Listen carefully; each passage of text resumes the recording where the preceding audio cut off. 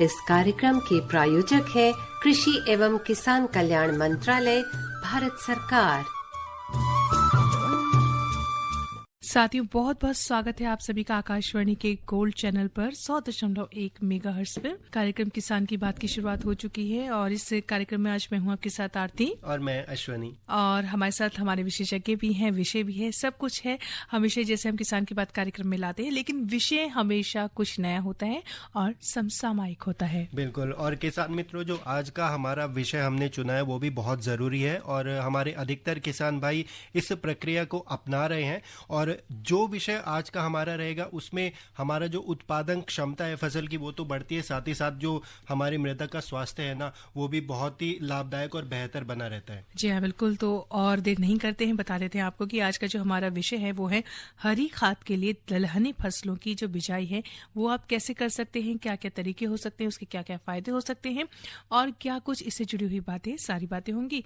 और ये बातें हम ही नहीं करेंगे, हमारे साथ जो हमारे विशेषज्ञ हैं वो आप तक पहुंचाएंगे। तो आज हमारे साथ जुड़े हुए डॉक्टर Y.S. शिवेजी, जो कि प्राध्यापक एवं प्रधान वैज्ञानिक हैं, सस्य विज्ञान संभाग, भारतीय कृषि अनुसंधान संस्थान, पूसा, नई दिल्ली में। डॉक्टर साहब, बहुत बहुत स्वागत है आपका। धन्यवाद जी, मेरी तरफ से भी सभी श्रोताओं को नमस्कार। साथियों, एक बात और है कि ये फोन इन कार्यक्रम है, तो आज के कार्यक्रम से जुड़े विषय के साथ आप कुछ कहना चाहते हैं, पूछना चाहते हैं तो हमें कॉल कर सकते हैं। हमारे फोन नंबर्स हैं। बिल्कुल, नए श्रोताओं के लिए हम अपने फोन नंबर्स बता देते हैं। दिल्ली का STD कोड लगाएं 011-2342-1081 और आज का हमारा दूसरा नंबर है 2342-1083।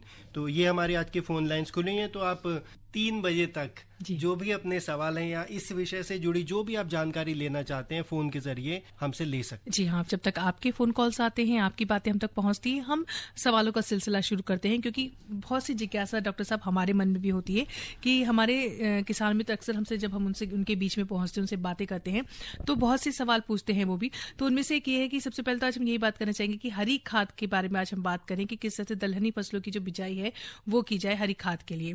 तो इसमें ये जानना चाहेंगे कि हरी खाद से क्या तात्पर्य, क्या मतलब निकाले हम? हाँ, देखिए, हरी खाद से तात्पर्य ये है जैसे कि हम दलहनी फसलों को बोते हैं, ढैंचा है, सनई है, मूंग है, उड़द है या काउपी है, ये जो है दलहनी फसलें होती हैं जिनको हम उगा सकते हैं हरी खाद के रूप में। तो उनको जो है फूल आने से पहले और फलियां बनने से पहले हम यदि उनको हरी अवस्था में जुताई कर देते हैं तो उसको हरी खाद के रूप में जाना जाता है।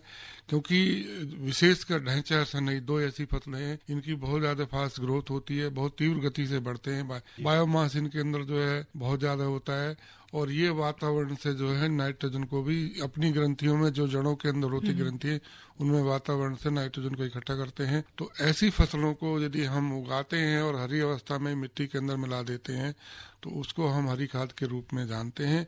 लेकिन मैं यहाँ बताना चाहूँगा कि हरी खाद जो है अपने आप में बहुत जरूरी है। क्यों जरूरी है? जैसे हम धान गेहूं का फसल चक्र अपनाते हैं तो धान गेहूं के फसल चक्र जो है हमारा खाद्यान्न बेस्ड फसल चक्र है, सीरियल सिस्टम कहते हैं, क्योंकि दोनों ही फसलें जो हैं बहुत पोषक तत्व तो लेती है मिट्टी से और दोनों ही सीरियल हैं। तो इसके बीच में यदि हम हरी खाद लगा लेंगे, सनई है या ढैंचा है, विशेषकर सनम जो ढैंचा जो है हमारा ढैंचा भी 2-3 तरीके का होता है। उसमें एक ढैंचा ऐसा होता है कि जिसको हम सस्बेनिया एकुलेटा, सस्बेनिया स्पोसियसा का नाम से जानते हैं, जिनकी केवल जड़ों पे ही जो है हमारी ग्रंथियां बनती हैं। लेकिन सस्बेनिया जो रोस्टेटा होता है इसमें हमारी ग्रंथियां जो हैं हमारी तने पे भी बनती हैं, जड़े पे तो बनती हैं, तने पे भी बनती हैं। तो नाइट्रोजन को इकट्ठा वो ज्यादा मात्रा में करते हैं। तो इस तरीके से यदि हम धान गेहूं के फसल चक्र में ढैंचे को या सनई को लेके आएंगे, और क्योंकि इस समय जो है लगभग गेहूं की फसल कट गई है, किसानों के खेत खाली पड़े हैं, तो जहाँ पे पानी की सुविधा है, 2-3 पानी अफोर्ड कर सकते हैं, वहाँ पे सनई या ढैंचे को जरूर लगाना चाहिए हरी खाद के रूप में। और जिन्होंने जो है पहले ही अपना मूंग बीन, उर्द बीन या काउपी लगा ली है, क्योंकि मूंग लगाना भी बहुत अच्छी चीज़ है, लेकिन मूंग का अभी समय थोड़ा लेट हो गया है। यदि हम इसको अप्रैल के महीने में लगा लेते हैं और 20 अप्रैल के आसपास तक, तो मूंग की पैदावार भी अच्छी होती है और जब उसका अवशेष बचा होता है तो उसको हम हरी खाद के रूप में उपयोग में ला सकते हैं। लेकिन ये सही समय है, यदि आपने नहीं लगाया किसान भाइयों ने और किसान मित्रों ने, तो उनके खेत खाली पड़े हैं और 2-3 पानी अफोर्ड कर सकते हैं धान गेहूं फसल चक्र में, या धान के बाद मतलब हमारे दूसरे फसल चक्र भी हैं, मक्का गेहूं है या बाजरा गेहूं है, ऐसे फसल चक्र में भी हम यदि पानी की उपलब्धता है तो हरी खाद को जरूर उगाना चाहिए।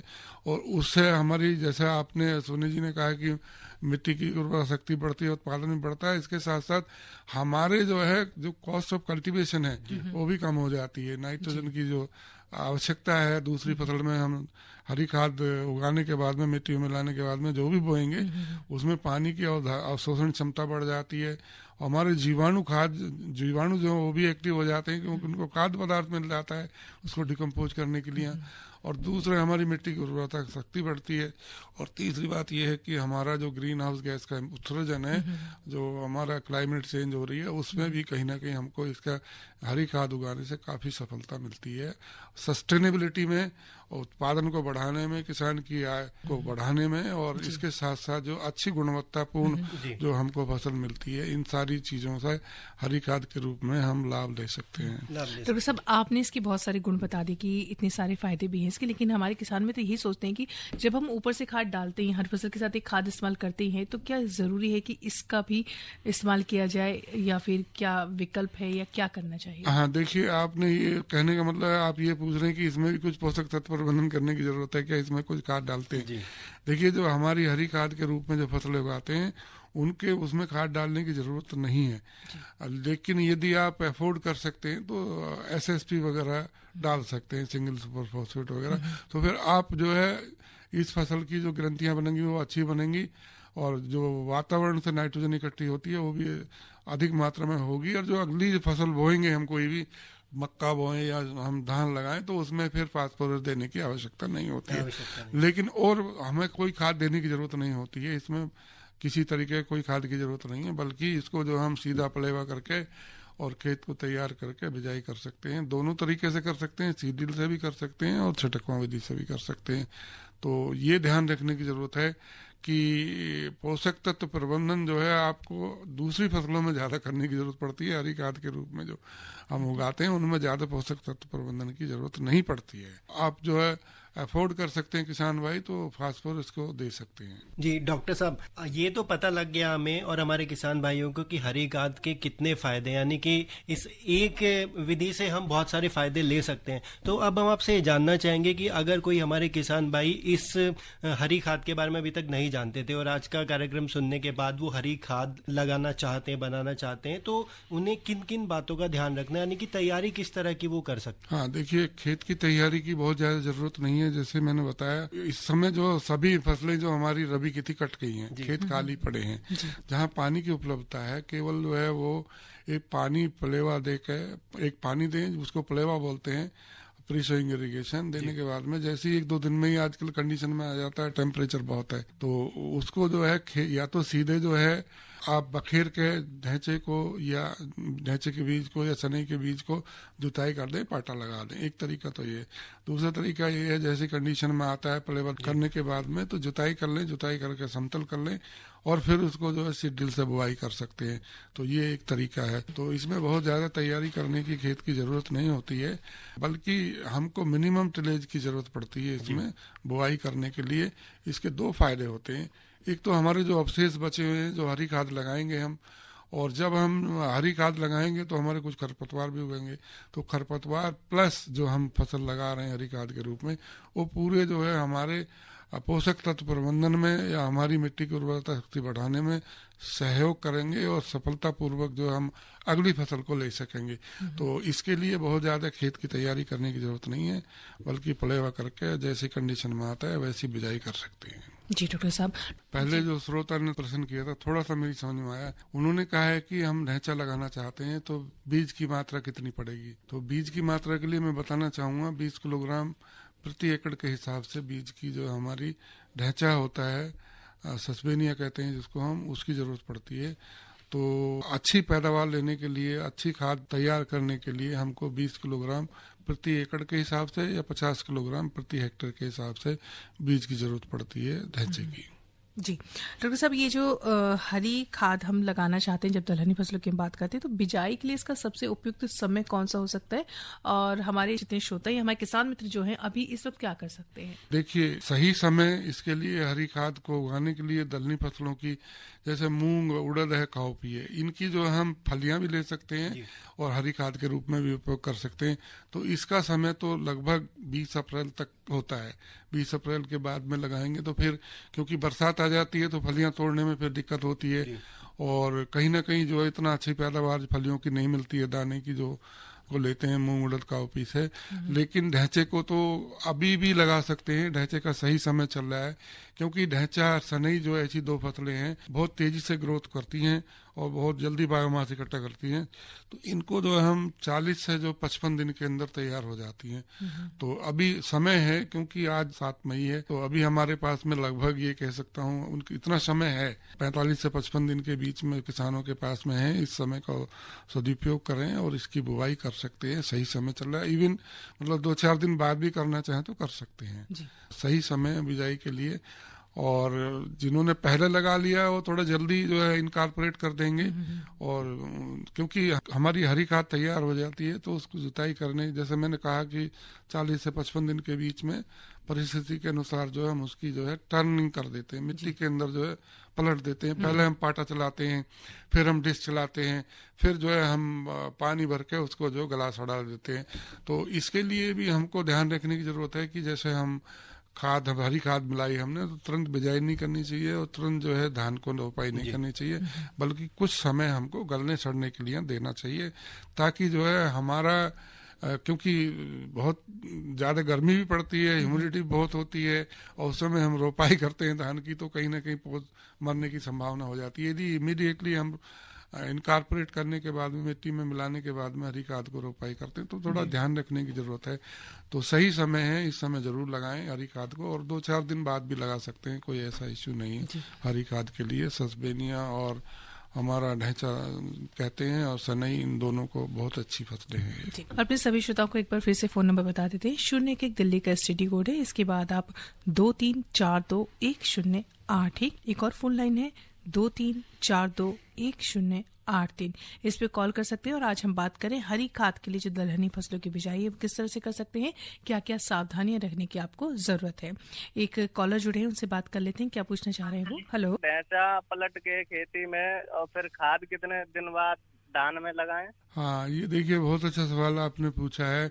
जैसे मैंने कहा कि भाई जब हमारी जो है ढैंचे की फसल 40 से 55 दिन के बीच में हो जाए तो उसको जो है पाटा चला के पहले मिट्टी की ऊपरी सतह पर फैला लेना चाहिए, और फिर बाद में जो डिश चला के और पानी भर के जो है फिर उसको गला सड़ा लेना चाहिए। तो गला सड़ाने के लिए कम से कम जो हमको जो है 10 दिन का समय होना चाहिए, 10 से 12 दिन का, तब हम रोपाई करें।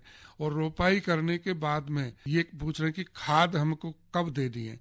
खाद जो है मैं बता दूं आपको, नाइट्रोजन की खाद रोपाई के समय नहीं देनी चाहिए, क्योंकि रोपाई के समय यदि हम नाइट्रोजन की खाद देते हैं तो वातावरण में अमोनिया गैस बनकर उड़ जाती है, या पानी के साथ जो है मिट्टी के अंदर जो है निक्षालन के द्वारा नीचे चली जाती है नाइट्रेट के रूप में। तो उसका सदुपयोग जो है पौधे नहीं कर पाते हैं, बल्कि 1 सप्ताह के बाद में जब हमारी फसल जो है 1 सप्ताह से 10 दिन की हो जाए, तब जो है 1/3 भाग नाइट्रोजन की मात्रा को देना चाहिए, और बची हुई जो है 1/3 भाग उसको जो 20 से 25 दिन बाद देना चाहिए रोपाई के। और फिर जो और 1/3 भाग बची हुई है उसको करीब जो है 40 से 55 दिन के बीच में देना चाहिए। वो वैरायटी के अनुसार मैंने इतना ड्यूरेशन बताया, इस तरीके से वैरायटी के अनुसार भी डिसाइड कर सकते हैं। लेकिन हाँ, फास्फोरस, पोटास और जिंक सल्फेट की पूरी मात्रा रोपाई के समय ही डालना चाहिए। तो इस तरीके से खाद का प्रबंधन जो है आप धान के अंदर कर सकते हैं, हरी खाद लगा के भी।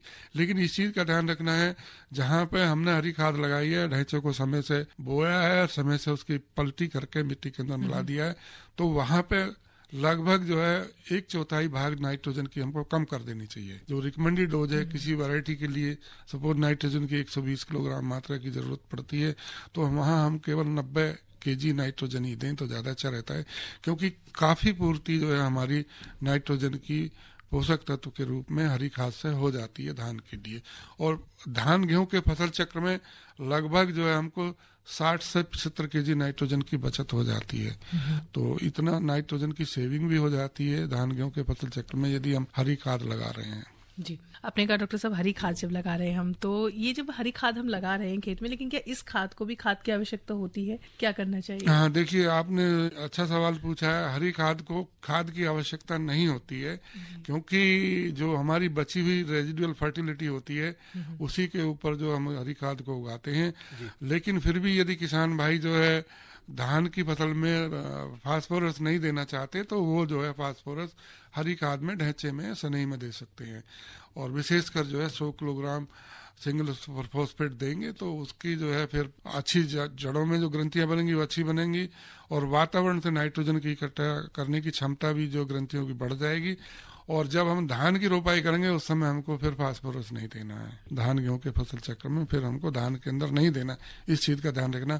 और दूसरे कोई पोषक तत्व प्रबंधन की कोई जरूरत हरी खाद के रूप में नहीं होती है। जी डॉक्टर साहब, आपने कहा कि धान की फसल चक्र में फास्फोरस नहीं देना अगर जब हम उसको लगाते हैं, तो ऐसी और कौन कौन सी विशेष बातें हैं जो हमें ध्यान में रखनी चाहिए जब हम बीज की जैसे मात्रा हो गई, ये बुआई का समय हो गया, जिनके बारे में हमने थोड़ी थोड़ी चर्चा की, और भी कौन सी ऐसी विशेष बातें हैं जिनको ध्यान में रखना चाहिए? एक कॉलर जुड़े, उनसे बात कर लेते हैं, उसके बाद हम इस बात को आगे बढ़ाते हैं। हेलो जी जी, स्वागत है आपका कार्यक्रम में। क्या पूछना चाहते हैं आप? सर मैं ये पूछ रहा हूँ, जो हरी खाद है इसमें धान लगाना जरूरी है, ईख भी बोना जरूरी है? क्या पूछ रहे हैं आप? धान की फसल में ठीक रहता है या गन्ने के साथ भी जो हरी खाद है उसके? हाँ, देखिए आपने 2 सवाल पूछे हैं। जब धान लगाते हैं उससे पहले हरी खाद खाली खेत पड़ा है तो अच्छा है हम जो है ढैंचों को उगाएं और हरी खाद के रूप में उपयोग करें धान लगाने से पहले। लेकिन गन्ने के साथ भी आप जो है लगा सकते हैं, क्योंकि गन्ने की बुआई करीब करीब जो है 80 से 90 सेंटीमीटर की दूरी पे की जाती है। उसके बीच में काफी स्पेस बच जाता है, तो उस स्पेस का अच्छा उपयोग करने के लिए और ताकि हमारे खरपतवार भी कम हो गए तो हम ढैंचे को उसके बीच में उगा सकते हैं। लेकिन इस चीज का ध्यान रखना है, उसको जो है लगभग 30 से 35 दिन बाद जो है उसको मिट्टी के अंदर मिला देना, ज्यादा बढ़वार नहीं करने देना है उसकी, क्योंकि यदि हम उसको ज्यादा दिन तक अलाउ करेंगे तो फिर कहीं ना कहीं हमारी गन्ने की फसल पे जो है उसका कुप्रभाव पड़ने की संभावना हो जाती है। लेकिन बहुत अच्छी है कि यदि आपने गन्ना लगाया, गन्ने के बीच में 80 से 90 सेंटीमीटर की दूरी पे गन्ने की लाइन से लाइन की दूरी होती है, स्पेस खाली होता है, तो उसका सदुपयोग करें। उससे हमारी जो आपके खरपतवार भी कम आएंगे और आपको जो है नाइट्रोजन की जो उपयोग क्षमता वो भी बढ़ेगी और नाइट्रोजन कम देने की आवश्यकता होगी गन्ने की फसल में। जरूरी है किसान मित्रों कि जो हमारी ये हरी खाद है इसकी बढ़वार बहुत ज्यादा ना करें, नियमित देखरेख करें उसमें, विशेषकर गन्ने की फसल में, क्योंकि गन्ने की फसल में यदि हम ज्यादातर दिन तक अलाव करेंगे तो फिर वो गन्ने की फसल को नुकसान। डॉक्टर साहब, कॉल से पहले हमने एक बात की थी कि और कौन कौन सी विशेष बातें जिनका ध्यान रखना बहुत जरूरी है। फास्फोरस आपने कहा धान की फसल में ना डालें, इसके अलावा जैसे बीज की मात्रा हो गई या बुआई का समय हो गया, इन सब चीजों में और विस्तार से जानना चाहेंगे। देखिए बीज की मात्रा जैसे मैंने बताई सनई के लिए, ढैंचे के लिए वो जो है 20 किलोग्राम प्रति एकड़ के हिसाब से या 50 किलोग्राम प्रति हेक्टेयर के हिसाब से देने की जरूरत पड़ती है। और बुआई जो करते समय इस चीज को सुनिश्चित कर लें कि मिट्टी के अंदर जो पर्याप्त नमी है, क्योंकि गर्मी पड़ रही है, और खेत को सूखने न दें। और यदि हमारी जो है फसल आपने बो दी है किसी कारणवश कम नमी थी तो उसमें पानी देते, पानी देकर ताकि जल्दी उसका जमाव हो जाए, और बहुत ज्यादा गहरा बोने की जरूरत नहीं पड़ती है इसको। और दूसरी बात यह है कि यदि आपने अच्छे ढंग से खेत तैयार करके, जैसे मैंने बताया, पलेवा करके फिर जुताई करके उसके बाद बिजाई करते हैं, तो जमने के पहला पानी जल्दी ना करें, उसको जो है करीब 15 से 20 दिन बाद दें। और 15 से 20 दिन बाद देने के बाद में फिर जो हमारा आवश्यकता अनुसार जो है 10 से 15 दिन के बीच में दूसरा पानी दें। और यदि महावट हो जाती है, कोई बारिश हो जाती है तो फिर पानी ना दें। तो ये सारी चीजें ध्यान रखने की जरूरत है, और इसमें देर ना करें। इस समय खाली खेत है और पानी की सुविधा है तो आप बिजाई जरूर कर लें इसकी समय से। क्योंकि डॉक्टर साहब आपने कहा कि देर ना करें, तो एक सवाल हम ये पूछना चाहते हैं आपसे कि क्योंकि हमारा देश है ना विविधताओं से भरा हुआ है, जलवायु का बहुत अलग अलग जलवायु है देश में, तो जो हरी खाद हमारे किसान मित्र बनाना चाहते तो उसके लिए क्या कोई खास जलवायु की जरूरत है यानी कि कोई अगर पंजाब में हमारे किसान भाई हैं वो भी हरी खाद बना सकते हैं, तमिलनाडु की तरफ जाते हैं तो वहाँ भी बना सकते हैं, तो देश के अलग अलग हिस्सों में जो हमारे किसान मित्र हैं वो हरी खाद बना सकते हैं या स्पेसिफिक कोई जलवायु की जरूरत होती है इस खाद के लिए? नहीं, कोई स्पेसिफिक ऐसी जलवायु की जरूरत नहीं पड़ती है, लेकिन जब हरी खाद जो किसान वहीं लगाते हैं आजकल, जब उनके पास में कोई दूसरी फसल नहीं लगाते हैं, खेत खाली पड़े हुए होते हैं, और तभी जो है इसको हरी खाद के रूप में उगाते हैं, या फिर ऐसा फसल चक्र अपनाते हैं वो हरी खाद जो है फिर वो खरीफ के मौसम में लगा के रबी में कोई दूसरी फसल लेते हैं।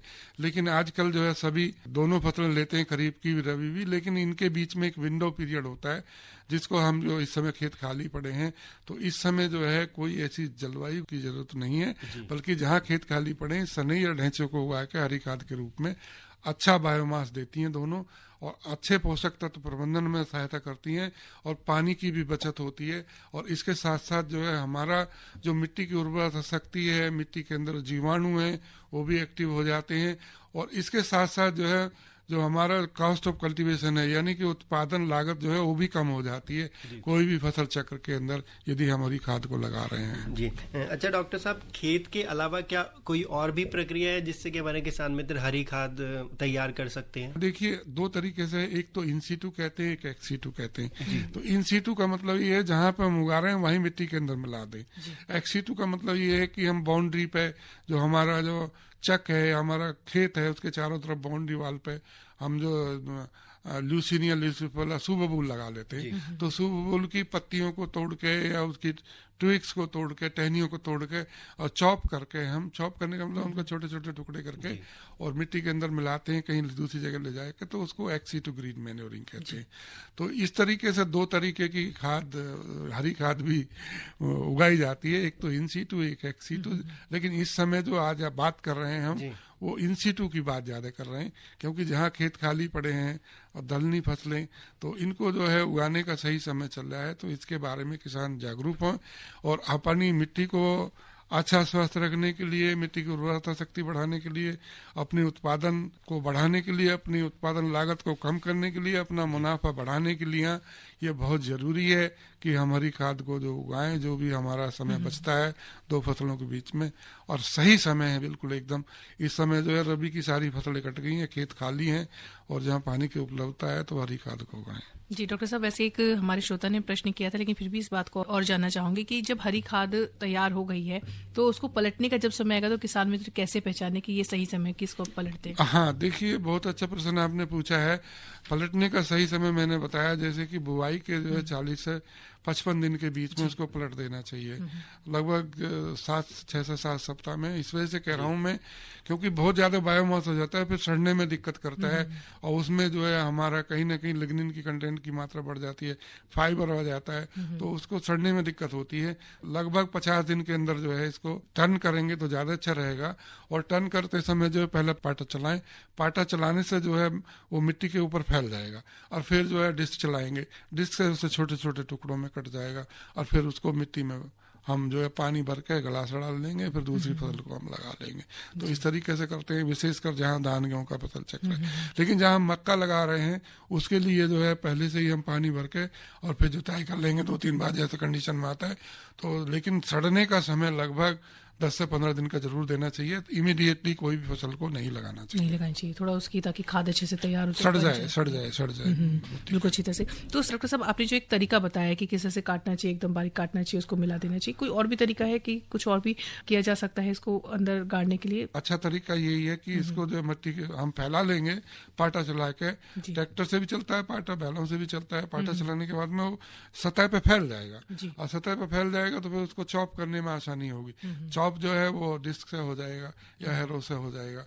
तो छोटे छोटे टुकड़ों में जितने टुकड़े ज्यादा बन जाएंगे जल्दी, उतने जो माइक्रोब्स एक्टिव हो जाएंगे, उतना सरफेस एरिया बढ़ जाएगा बायोमास का, और वो जल्दी से डिकम्पोज हो जाएगा। इस वजह से जो हम उसको ये कहते हैं कि उसको जो डिस्क या हैरो चला के चॉप कर लेना चाहिए मिट्टी में मिलाने के लिए। डॉक्टर साहब, क्योंकि हरी खाद बहुत फायदेमंद है, और अगर हमारे कुछ किसान भाई जो अभी तक इस प्रक्रिया में नहीं आए हैं और वो हरी खाद बनाना चाहते हैं, ये उपयुक्त समय आपने बताया, तो क्या उन्हें किसी खास प्रशिक्षण की जरूरत है या अनुभव के हिसाब से ही वो इसकी शुरुआत कर सकते हैं? नहीं, देखिए प्रशिक्षण की तो इसमें कोई जरूरत नहीं है, अनुभव के अनुसार ही इसको जो है उपयोग में ला सकते हैं। यदि कोई नहीं जानता है तो दूसरे किसान भाई जो है मित्र हैं उनसे डिस्कस कर सकते हैं, या कहीं जो है दूसरी जगह जाकर कृषि विज्ञान केंद्र वगैरह पे सलाह ले सकते हैं। तो ये जानकारी यदि नहीं जानते हैं वो, तो जानकारी लेने में कोई हर्ज नहीं है। किसी भी किसान मित्र से या किसी भी एग्रीकल्चर ऑफिसर से जानकारी ली जा सकती है। वैसे समय हो रहा है विदा लेने का, लेकिन फिर भी कुछ एक बातें जो हमारी रह गई हैं क्यों ना जल्दी से पूछ ली जाए। हाँ बिल्कुल डॉक्टर साहब, हम यही जानना चाहेंगे कि जो हरी खाद है उसकी विधि में कौन कौन सी सावधानी हमारे जो किसान भाई हैं वो रखें, और इसके जो फायदे हम चाहेंगे एक बार आप फिर से दोहरा दें, क्योंकि शुरुआत में हमने कार्यक्रम की बताया था किसान मित्रों की मृदा के लिए भी अच्छा है, उत्पादन क्षमता को भी ये बढ़ाता है और बहुत सारी खूबियां हैं। तो हरी खाद जो हमारे किसान भाई लगाना चाहते हैं उनको क्या संदेश देना चाहिए? बस मैं यही संदेश देना चाहूंगा कि समय को व्यस्त ना करें, और जैसे ही पानी की उपलब्धता है पानी देके और उसको जैसे कंडीशन में आता है सही बीज की मात्रा का इस्तेमाल करें। सही बीज की मात्रा का जो मैंने बताया 50 किलोग्राम प्रति हेक्टेयर के हिसाब से या 20 किलोग्राम प्रति एकड़ के हिसाब से सनई या ढैंचे का बीज का उपयोग करें, और जब नमी हो तभी बिजाई करें, और जब हमारी खाद तैयार हो जाए तो पलटते समय इस चीज का ध्यान रखें कि जो दूसरी फसल लगानी है पलटने में और उसकी दूसरी फसल लगाने में लगभग हमको जो है 10 से 15 दिन का समय होना चाहिए, तभी दूसरी फसल लगाएं। जी, तो बहुत सारी जानकारी डॉक्टर साहब ने कम समय विस्तार से काफी बता दी है। तो हरी खाद जो बहुत जरूरी है हमारे खेतों के लिए, इसको जरूर लगाएं। डॉक्टर YS शिवे जी, बहुत बहुत धन्यवाद आपका। धन्यवाद जी, धन्यवाद। तो साथ ही फिलहाल आज के लिए मैं आरती और मैं अश्विनी आपसे विदा लेते हैं। नमस्कार। इस कार्यक्रम के प्रायोजक थे कृषि एवं किसान कल्याण मंत्रालय, भारत सरकार।